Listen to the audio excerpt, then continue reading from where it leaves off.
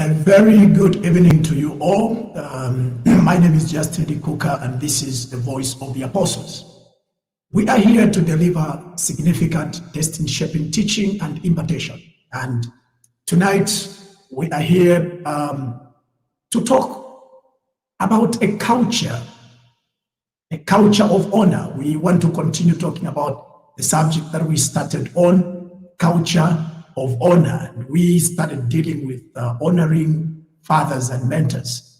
The last time that I was here, I should have been here with you yesterday, but due to issues that we have with electricity and all that kind of load shedding schedules and the like, we couldn't come online yesterday to be with you. But tonight I come to you and we want to start discussing the subject on a culture of honor. We feel it is of great importance. We want to take this opportunity to thank you all who've been following us so judiciously, those that have been following us from the time that we started going live and doing this podcast, Voice of the Apostles. I believe this is a place where you'll be able to get different kind of word, different kind of teaching, different kind of impartation.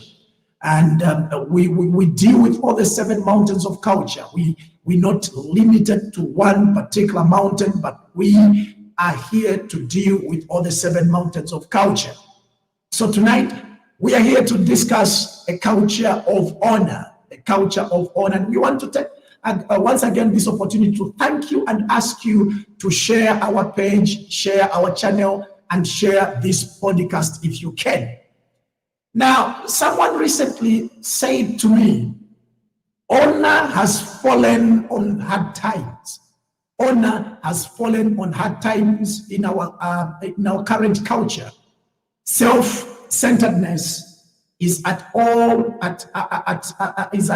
all-time high, and independence is the watchword of our day, and respect is talked about but seldom practiced. I believe this is true. And listen to me, brothers and sisters. Honor is one of the core values of heaven. Honor is one of the core values of heaven. As such, it must also permeate the household of God here on earth, right where we are, because honor is the core value of heaven. It must be seen. It must be seen in the household of God here on earth. We need to get to a place where we show this culture of honor. We exemplify it. The people should be able to see this culture of honor in our lives because it is the core value of heaven. Join us as we unpack in depth the biblical principle of honor and how it can be practically applied in our lives. Sometimes we look at certain things and we feel it's not that important. But I come to you tonight, I come to you today as a brother and a friend to discuss this important core value of heaven, the subject of honor. When you honor, you literally make certain items or people of more value or more influence or more impact in your life. This is what honor brings. Now, biblically, in Romans chapter number 12, verse 10, we read that the love one another, rather, the Bible scripture records, love one another with brotherly affection. Love one another with brotherly affection and outdo one another in showing honor. We are not supposed to be competing on who is driving the best car, who owns the Maserati, who owns the Bugatti, who owns what kind of a car, and what kind of suits are you putting on. No, you're putting on designer suits, or who's got the biggest auditorium and the largest following on Instagram or Twitter, YouTube, and Facebook, and the like. No. Our competition, in other words, our competition should be that we are competing with one another. We are trying all we can to outdo one another in showing honor. This is what Romans 12 verse number 10 actually means. We should show honor to our leaders.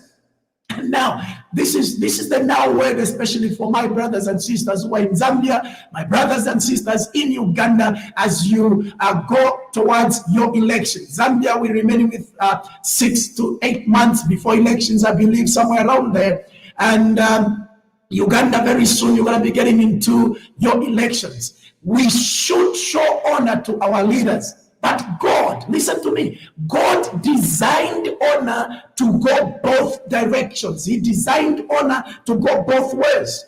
If honor is one way, it's unhealthy and it becomes unbiblical. If honor is one way, it is unhealthy and it becomes unbiblical. Let me explain this further. Let me show you this. God designed honor to work in a reciprocal manner. Okay? For example, in the church leadership, first of all, we are supposed to submit to our leaders. First of all, in the church setting, and this can actually go to the government, in your business, in your place of work, wherever you are. But here is the setting. I'm going to use the church as the setting to show you how God designed honor and how he wants honor to operate.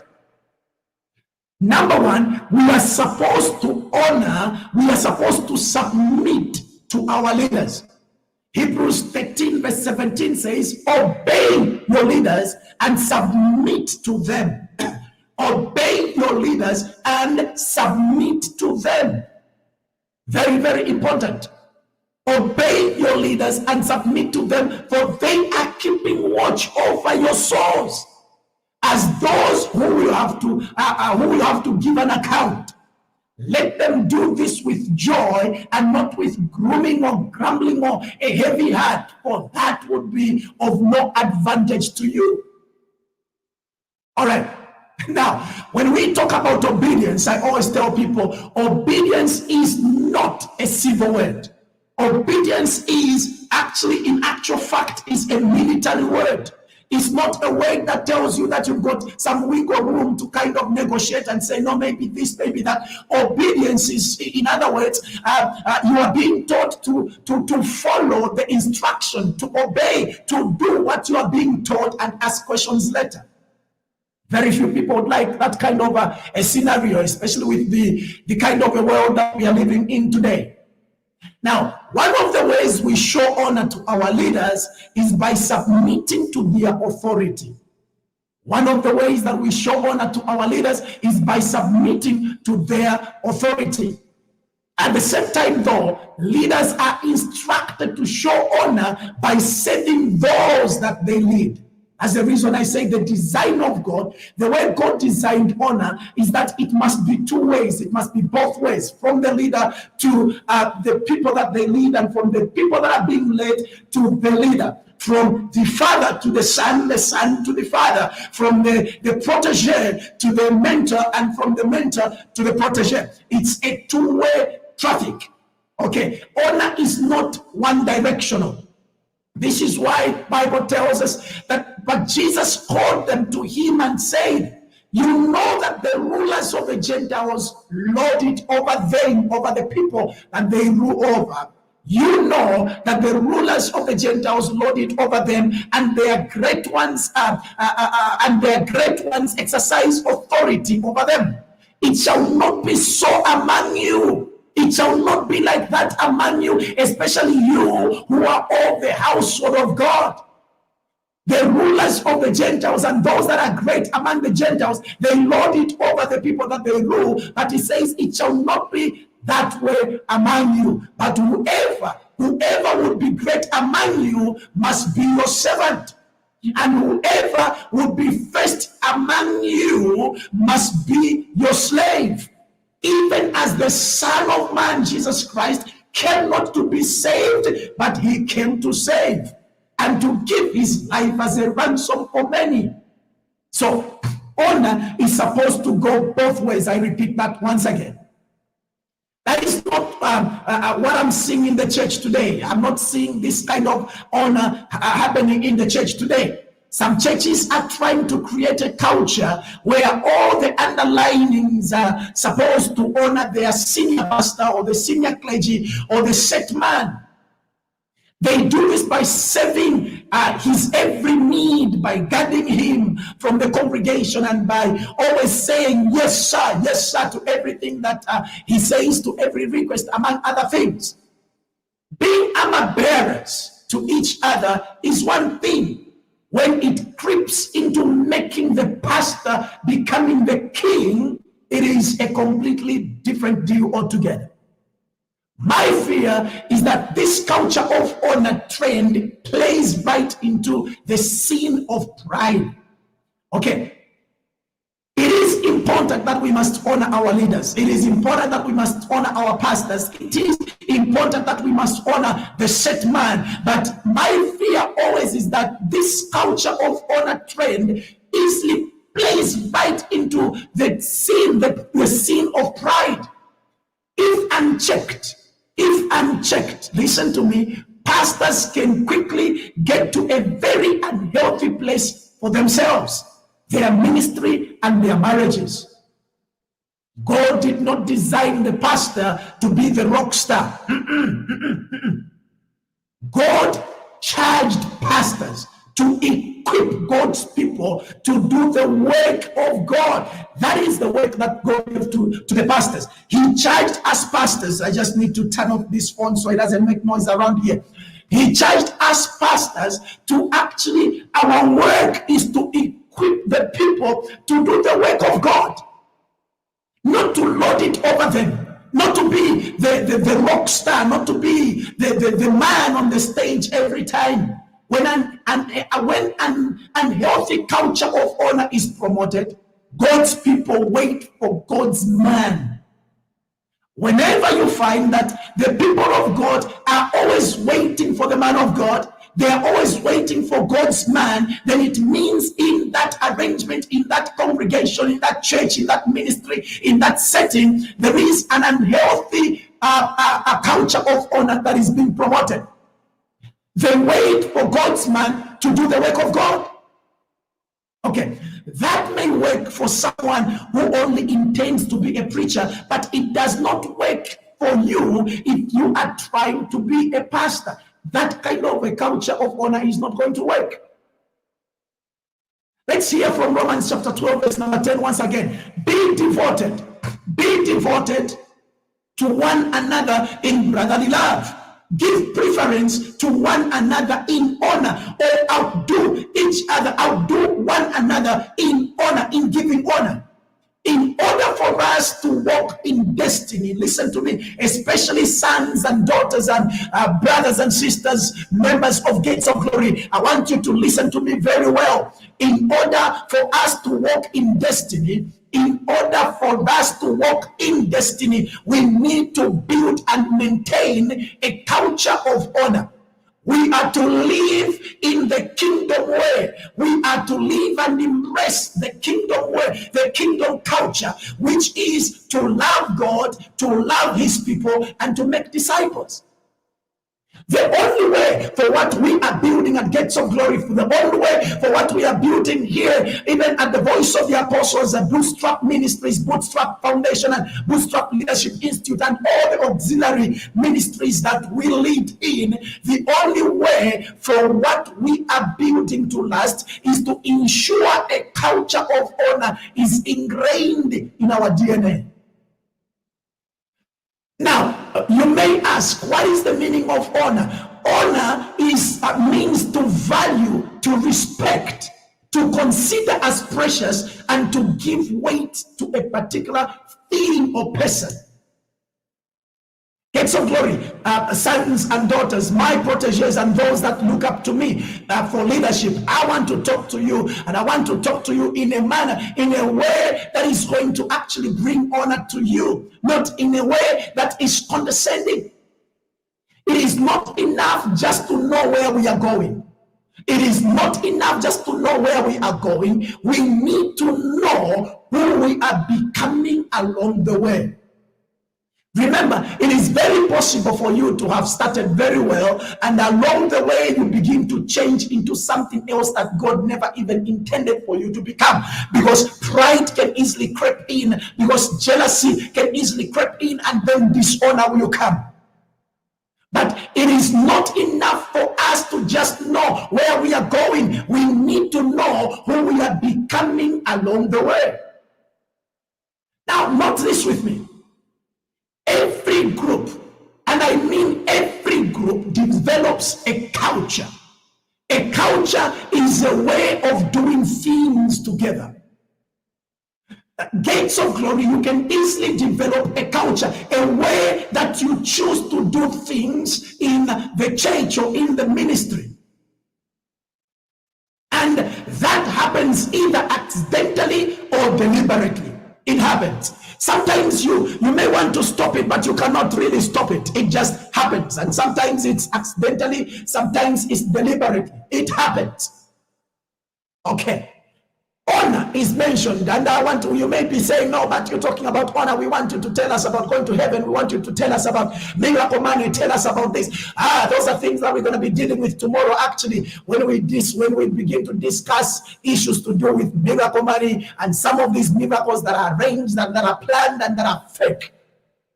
But honor, the word honor is mentioned 170 times in the Bible. To honor someone, for instance, for example, is to value them. It means to credit them with worth. we all need to be honored. We all love to get the honor. And that is what everybody expects. Now, you just excuse me a little bit. Let me just deal with one thing here. But even as I talk to you, I need to continue saying we all need to be honored. All of us. We need to be honored. All of us. There is nobody who does not desire to be honored. Okay. Now, when we're talking about honoring somebody, we are simply saying you value them. You value that particular person and you credit them with worth. We need to honor people regardless of position, regardless of who they are, regardless of what they are, regardless of their position in society or even in the church. Now, being part of this ministry and family means to give honor to people regardless of position. I don't care who somebody is. For me, in our ministry, in our church, everybody is somebody and nobody is a nobody. Now, to give value to those whom the world sees through is so very important for me. I believe everybody deserves our honor. You see, sometimes you find, I remember one time I was traveling and I found this particular person, an attendant, who was speaking condescendingly to somebody. And the moment I walked in, I was actually asking about the same thing, simply because this particular attendant recognized me. She changed her tone, the way she was speaking to me, and there was a little bit of respect and honor in her tone. And I said, why are you talking to me in this manner? Then she says, oh, you are a man of God. I told this lady, I said, you need to be a person of honor, and you should learn to give honor to anybody, to everybody that comes seeking for your service, regardless of who they are. In the church today, we find that sometimes you will find there are certain people that are treated a different way simply because they give more tithe than the other, because they keep a better job, because maybe they are the ones who give more to the church. And so I have seen people becoming pastors and being given positions of leadership in churches, even when these people know nothing, completely nothing about ministry. The person is not even born again. The person doesn't even know Christ. The person, even the language, their speech, they are still full of vulgar language when they are speaking, but simply because this particular person is like the financier in the church or the ministry, the person is given a position of honor in the church. Listen, what we are saying is that regardless of the position that a person holds, people must be given honor. Okay. That is exactly what is supposed to be done. We must value those that the world sees through, those that the world does not respect, those that the world does not even count. In the same way, it means to give honor to those in positions of authority. It means to give honor even to those who are in positions of authority. Very, very important. We cannot claim to say we know and we love God when we fail to give honor to our fellow human beings. When we can't give honor to our fellow human beings, it means we are actually failing. We are actually failing in giving honor, because honor must not be given because this one is this way, because this one is this way. No. Honor must be given to everybody irrespective of who they are. And like we are saying, it means we should also give honor to those who are in positions of authority. We should give them honor. 1 Timothy chapter number 6 and verse number 1. Let as many servants as are under the yoke count their own masters worthy of all honor, that the name of God and his doctrine be not blasphemed. We should give honor to those who are in authority. Honor, therefore, has to do with recognizing what a person is worth, celebrating who they are and what they have accomplished, and making room for them according to the God-given honor which they deserve. Honor is an offshoot of worship. Honor is an offshoot of worship. Now let's go a little bit deeper here. I hope I'm going to run for 35 minutes, 40 minutes around here, and we're going to be done. But for tonight, I just want for us to look at a few things. We'll just go a little bit deeper discussing this subject of honor. All right. We need to honor one another. Very, very important. Very, very important. We need to honor one another. You must honor me and I must honor you. Okay. We desperately need to create a culture of honor in our churches and organizations, in our country, and in every area, in every community where we are found. This culture of honor should go across board. It should go in the political arena. Politicians must learn to honor one another. Those in government and those who are in opposition, we must learn to honor one another. Because this is a culture that must be created among us. As we learn to practice honor with those around us, we will truly release the glory of God in our churches and organizations. Okay. Now, here are some general principles in honoring one another, and I would want you to really, if you can, get a piece of paper, get a notebook that you can be writing on, especially when we are discussing these different topics, because I believe they are going to be very, very helpful for you going forward. These are some of the topics that we may not even have time to discuss in our own time, but in every time of our days, but in times like this, when we come online and we are live, it is the time that we can begin to discuss these issues and deal with them. But take note of the things that we speak about. Now, I just want to share the general principles in honoring one another before we go so deep to say this and that, but just the general principles. We honor one another when we respect every human being as an image bearer of God the Father. You know, I personally love to address street kids and homeless persons.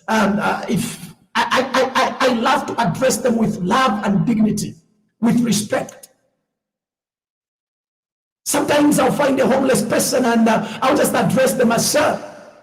For instance, when I stop and I'm asking for directions, I address this particular person with dignity, and then seeing his eyes light up and wanting to do anything that they can in order to give me the help that I need and give me the proper instructions. Why? Simply because of the way that I have addressed them.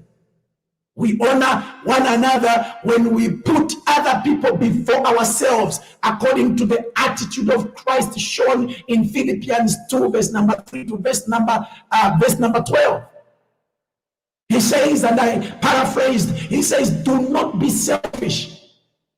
Do not try to impress others. Be humble. Think of others as better than yourselves. Do not look out only for your own interest, but take an interest in others too. You must have the same attitude that Christ Jesus had. Okay, so you need to put other people before you. We should put other people before us. This is why when we begin to practice this culture of honor, you will find that certain things that you're doing is not even going to be a problem anymore. Because we have known how to deal with these issues and dealing with them, knowing that we are actually honoring this person and also honoring God. Secondly, we honor one another when we recognize and celebrate one another's unique gifts and personality and calling. Okay? My calling, the way God called me is totally different from the way God called another person. It's different from the way God called Pastor Albert, from the way that God called my wife Yoeli. It's totally different from the way that God called Pastor Bruce Kebby, different from the way that God called Elder David Isbell, different from the way that God called Elder Victor Fuller. So my calling, I should not see myself to be higher than these other people. I should be able, I must recognize and celebrate their unique gifting. I should celebrate their unique personality and calling.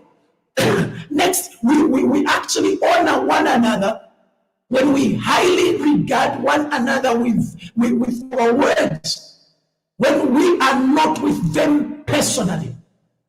You see, some of you are good to speak well of people when they are in your face, when you are with them, but the moment they move away from where you are, oh my God, all hell breaks loose and you say whatever it is that you want to say about them. The moment that when something is actually in your mouth, you can speak well, you can shower this particular person with praises, but the moment this person walks away from where you are, the moment this person is no longer with you, you begin to talk wrong about them. That is not honor. Honor calls for us to be able to, the same things that I can tell you to your face should be the same things that I should talk about you when you are not there with me. We honor one another when we understand the challenges of others and how the Lord is processing them to maturity towards their unique calling. Knowing a person's context helps us honor them properly.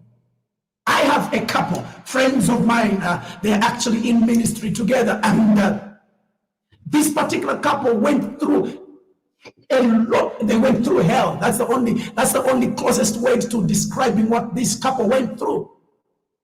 Everybody expected them never to be together.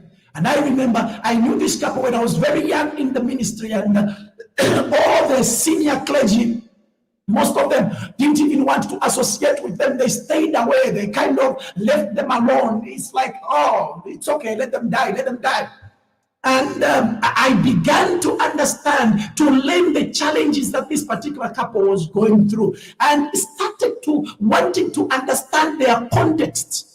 And that helped me to honor them to the point that even up until today, I've been in ministry 25 years. And like I said, I was young in ministry those days. But even today, this is more than 20 years, we still have a great relationship with this particular couple. Not that we haven't had our ups and downs in our relationship, but because of honor in the way that we relate to one another, the relationship has kept on even up to this day. To the point that some of the people who know the kind of challenges that I personally went through with this couple, they would say, but why are you still with them? It's because of honor.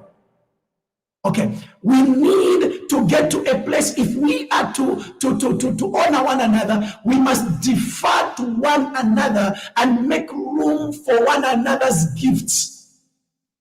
We must make room for one another's gifts. I know there are some of my friends in the ministry, some of my colleagues in the ministry, who I know they are so highly anointed and called in the prophetic ministry.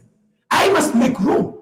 In the church that I pastor in Gates of Glory, I always say I am not afraid of my children. I have raised them up. I'm not afraid of my proteges. I'm not afraid of the people that I'm raising. I raise them up so they can be better than me someday. So I always tell them we need to learn to give room to one another. If I know you, my friend, and you, my colleague in ministry, and you are called in a particular way, you are gifted in a particular way, which I am not. One of the things that I always do is I will call you when I need that gift of the prophetic to actually be in the house on that particular day. I will invite you to come and make room for you to do ministry, because I believe the people, the congregation does not only need one-sided ministry gifting. No, that's the reason why we need all the fivefold. We need the apostles, we need the prophets, we need the apostles, we need the evangelists, we need the teachers, we need the pastors. All five are needed. So if I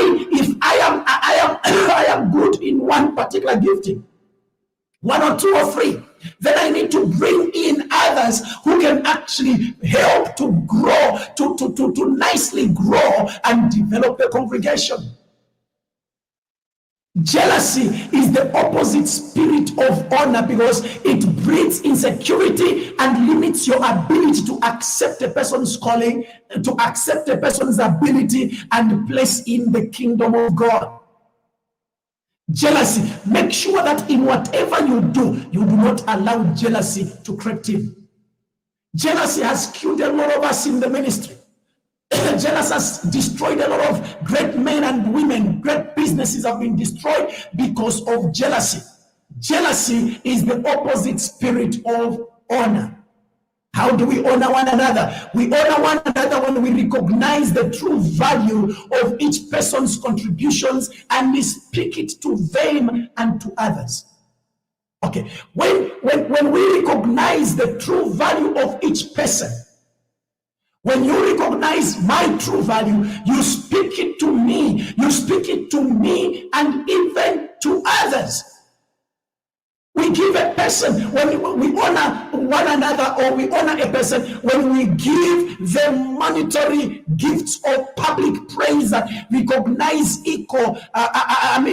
recognition which is equal to the quality of what they do, sacrifice, and kind of work they have accomplished. When we do this, we actually honor them. I always say to my family, I do not want anybody to treat anybody lower than they must be. You see, sometimes, especially Christians, let me address us right now. Let me address us. Simply because you are in a better position, maybe financially or in whatever other way, most of us, we condescend, we look down on others, especially those that come to work for us. I'm throwing a challenge to you right now. Do you have a maid in your house? Do you have a garden boy, a helper, or whatever you call them? How do you treat them? Where do you give them food to eat from? What kind of a plate? Would you invite them to come sit around the table with you and have a meal with you? Or do you ask them to eat from somewhere in the corner under some mango tree or avocado tree or whatever? The way you treat others, especially people that cannot pay you, it speaks volumes. I tell my daughters, when a man comes and says, no, I wanna go with you on a date, or my sons, and you're going out with a lady you wanna marry. I've been saying this to one of my sons, Isaac. The person that you're going to marry, take them out, go with them, go on a date, you go for dinner or something. But then I always tell them, observe how this person treats the waiter, observe how this person treats the cleaner, observe how this person treats the people that cannot pay them. Some of you in your homes, you cannot even feed people that come to work for you. Come on, I need you to just say praise the Lord on that one. This is where we need to actually be saying go deeper, not when somebody say there'll be money in your bank, there'll be no. Much as we love money, but we need to begin talking to us and dealing with the real issues that affect our lives. Give a person, pay a person what is due to them. Someone comes to you, you go to these shopping malls, you go to ShopRite, you find bread is at 8 kwacha 99 mwe. Bread is going at 50 cents. You are not going to start negotiating and say, no, I need, please, can you reduce, please, can you do this? But here is a poor lady who is selling by the street. He goes to buy the bread and he says, okay, I'm selling this bread at 10 kwacha. And all you want to do is to make sure that that person brings down the price of the bread so that you can actually, you can get what do you call it, a discount. You want a discount from this lady who is selling outside there. Let me just digress a little bit. One of my sons, Nicodemus, when we got into Pick and Pay the other day, when was that? Yesterday, actually. We got into Pick and Pay and there were these ladies were buying bread. And I said, Nicodemus, can you get 2 loaves of bread so you can use it tomorrow for your breakfast and with the people that you are coming to work with? And as he was going to get the bread, there were these ladies that buy trolleys and trolleys of bread, maybe 100 loaves of bread. They go to sell on the street. The bread is about 8 kwacha, 9 in Pick and Pay, and they'll sell it maybe for 11 kwacha or whatever amount of money that they sell it for. I'm not too sure how much they sell it on the street. And he came back to me, looked at me in the face, and he says, Dad, here's one thing that I want to do. I want, when I get some money, I want to identify one lady, Kukombo. That's exactly what he said. One of these ladies, so I can give them maybe 100 kwacha, or I can buy them, I can give them 500 kwacha, so they can buy maybe 50 or so loaves of bread, so they can sell and make money out of it. I stood there, looked at him and said, why are you thinking like that? He says, you know what, Daddy? These guys, these ladies are better than those who go and do prostitution. Because instead of doing prostitution, they would rather come here, get this bread, make a 1 kwacha, 2 kwacha profit. When they sell 2, if they sell 100, excuse me, if they sell 100 loaves of bread, it means they have made 200 kwacha profit. I looked at him. I said, may the Lord bless you for that kind of a thought. So we need to make sure that even when we are paying people, when they do work for you, pay them accordingly. Pay them accordingly. That's the reason I don't even agree to these things. Who told you that church price must be low? Who told you? That's the reason most of us, we even want the Bible to be given to us for free. Very few of us would want to buy a Bible because we want it to be given for free. But remember, it costs money to print a Bible. Okay, let's move on. How do we honor one another? We honor one another when we do all we can do through our prayers, acts of kindness, and teamwork to aid those around us to accomplish their calling in the kingdom. I double believe that every one of us should be able to help somebody to accomplish their calling in the kingdom. I don't know how many places I've gone to plant churches, and where I've gone to do revival meetings in different churches, even churches that do not even relate with the Gates of Glory ministries. I've been to Pentecostal Holiness. I've been to different kinds of churches in Kasama, different denominations. We go there and we do revival meetings for this particular church. We do leadership training for them. We do everything that we need to do in order to actually develop them, or to build them, or to help them accomplish their calling in the kingdom.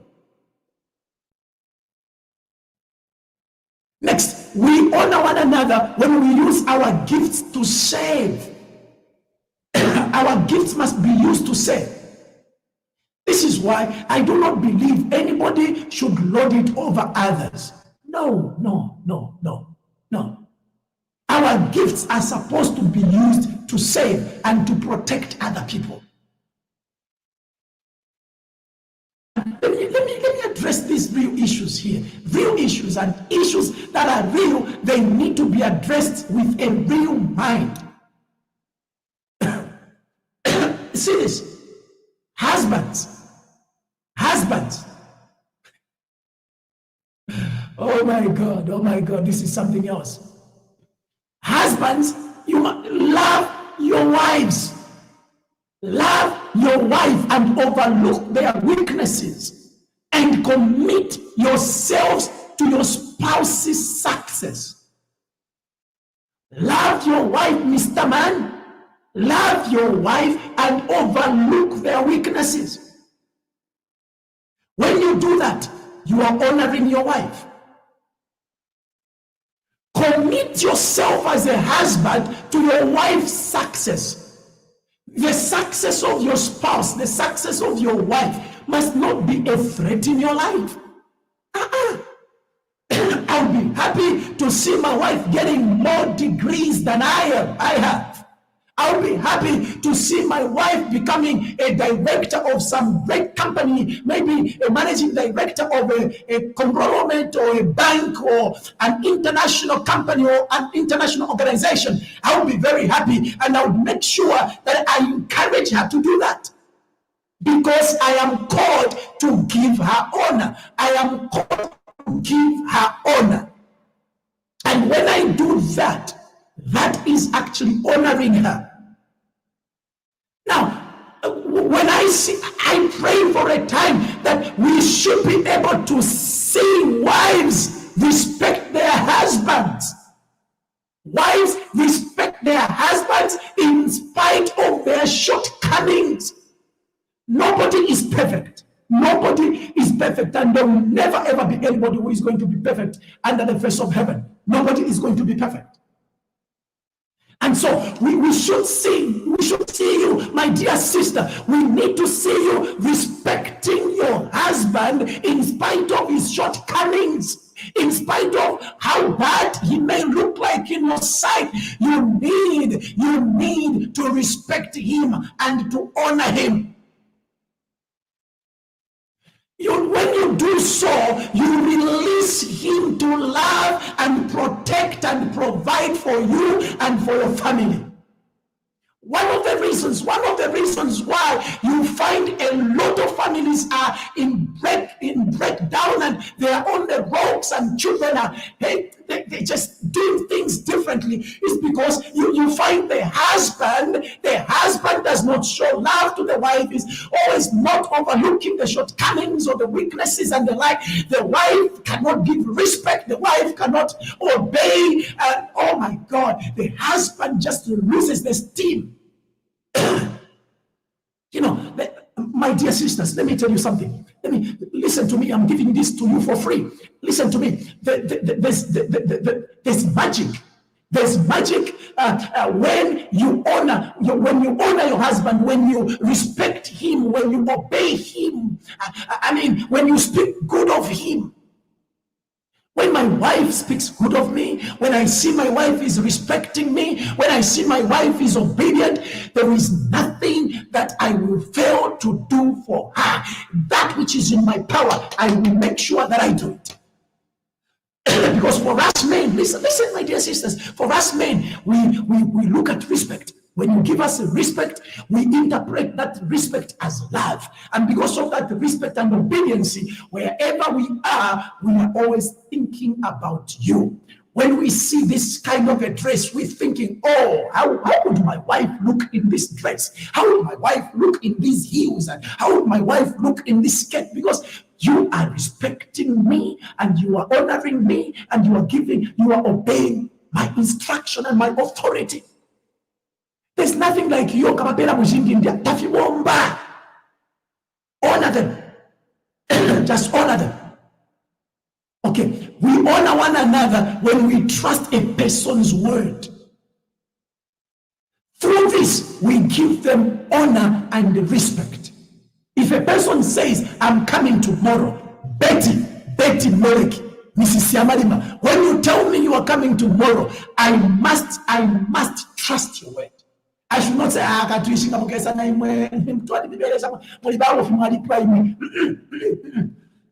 must trust your word. And the other thing that I need to mention before I move to the next thing here is that you must also learn to keep your word. We must learn to keep our word to a person. Through this, we honor the person and show them respect also. So I'll trust your word, but you must also keep your word. I will trust your word, but you must also keep your word.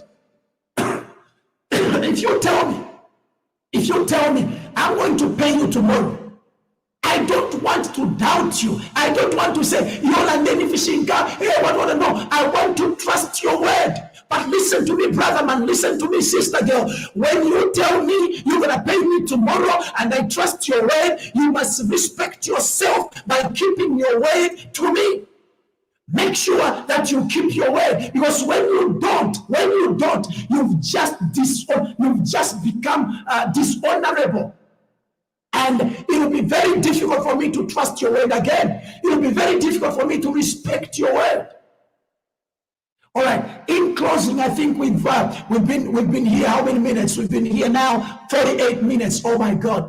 Can I do this in very short time?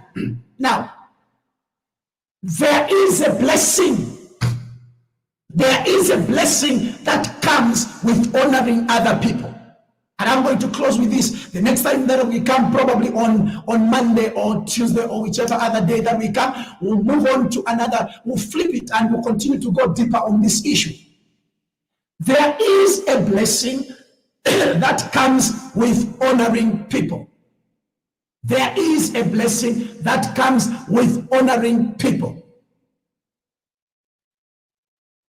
When you honor people, the Lord says there is a blessing that is going to come. And oh yes, let the apostle speak. Let the apostle speak.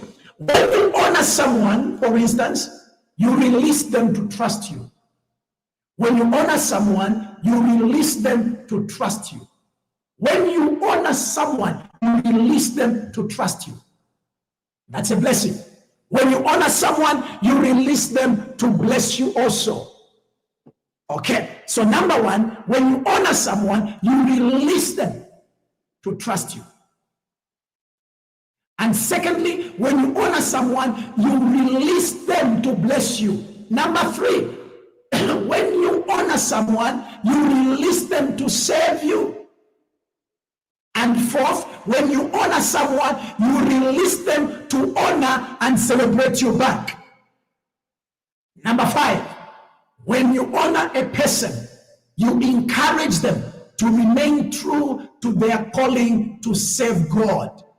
You encourage them to remain true to their calling to serve God and become the best that they can. I'm going to close for today. What is honor? You ask. What is honor? Well, honor is reverence. I wanted to say honor because that's how my Tonga brothers would actually say it. My Tonga Muslim brothers, they would say, "Nuwata honor mina, nuwata honor." So I don't know how many of you are Lozis like me and Tongas like me, but they'll say, "Nuwata honor." Okay, so what is honor? And honor is reverence. Honor is respect. Honor is esteem. It is value. Honor is regard. It is the attitude and fear. Honor is love. Honor is devote. Honor means to submit and to obey. What is honor? It is to save. And honor talks about action. You cannot say you honor somebody when you do not do anything in their lives. It is action. And I'm going to close with this. I think it will not be good for me to close where I am right now. You may be asking, Preacherman, or Brother Justin, what are the characteristics of an honorable person? When we come back, this is where we are starting from. What are the characteristics of an honorable person? First and foremost, they honor God with the highest glory. They honor God with the highest glory. That is the first characteristic of an honorable person. And so when we come back the next time that we come on this podcast, I'm going to begin by discussing the characteristics of an honorable person. From there, you will know whether you are honorable or not. You will know whether you are honorable or not. Once again, this is your brother and friend Justin Likuka coming to you from the Voice of the Apostles podcast, where we believe we need to deliver significant destiny shaping teaching and impartation. Before we close tonight, I'm going to play once again the music by our daughter Caro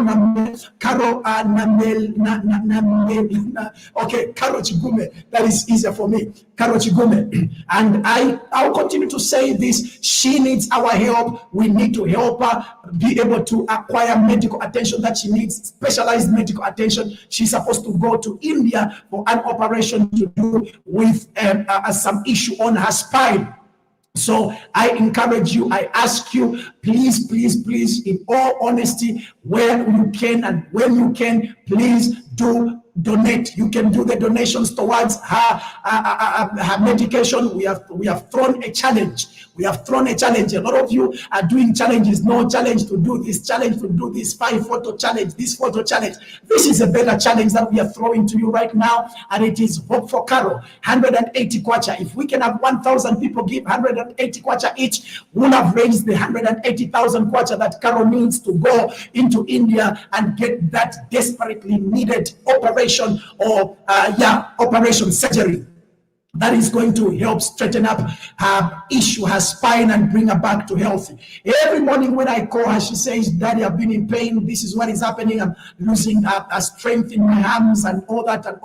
But we can come together. We can rally behind her and give her hope. We can rally behind her and give her hope. And I'm asking you, I'm reaching out to your generosity right now. 180 kwacha. It cannot even buy you 2 bags of mini meal. 180 kwacha is going to be enough for you to put up towards this challenge for Hope for Carol. If we can have 1,000 people, you can reach out to 50 of your friends on Facebook, on Instagram, and whatever other social media networks that you have. If 100 of your friends and 100 of their friends can give towards this 180 kwacha, 1,000 people, we should be able to send Carol into India for that desperately needed surgery. And another announcement that I need to say: tomorrow afternoon, tomorrow evening rather, we are hosting a former cult leader. We are hosting a former cult leader in the name of Apostle Makado Ramabulana. He's going to be live on this podcast, and we'll be interviewing him. He'll be sharing his experience, how he got into the cult, into the world of the occultic, and what it is that led him into doing that, what it is that he was doing. He will share with us the tricks and gimmicks that these fake prophets and false prophets use in order for them to actually perform the fake miracles and do the staged miracles, if you so wish. So please tune in tomorrow, 18 hours. Share the link with as many of your friends as possible. I really believe this can help somebody out there. There are a lot of people that have lost money. There are a lot of people that have lost their lives in the hands of these charlatans. And when we started calling them out, everybody was against us, and they said, no, it is jealousy. It's nothing to do with jealousy, but it's got everything to do with making sure that your life is safe and your life is not exposed to these charlatans and false prophets or cultists, as we may call them. So tomorrow, make a date and join us as we host Apostle Makado Ramabulana from South Africa. He's going to be sharing those insights and details. And in closing, I'm going to play that music from our daughter, Sister Caro Nambela. Sister Caro Nambela, I hope I'm pronouncing that name correctly, but she's Mrs. Chigumi Caro, and she sings gospel music. So we need to actually do whatever it is that we can do in order for us to be able to help her go and get that highly needed or desperately needed surgery. Enjoy the music even as we end the broadcast. Shalom, shalom. Have a good day. Have a good night. Have a good evening wherever you are. In Jesus' name, we love you.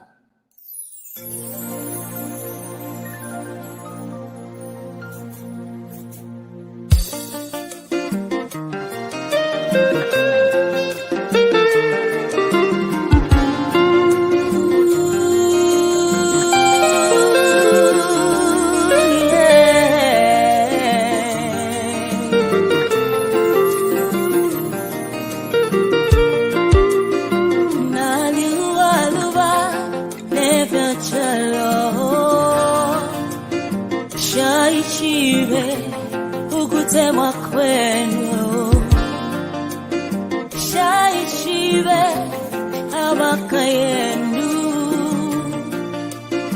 shaishibe uluselenu yawe uluselenu tata mwabuzusha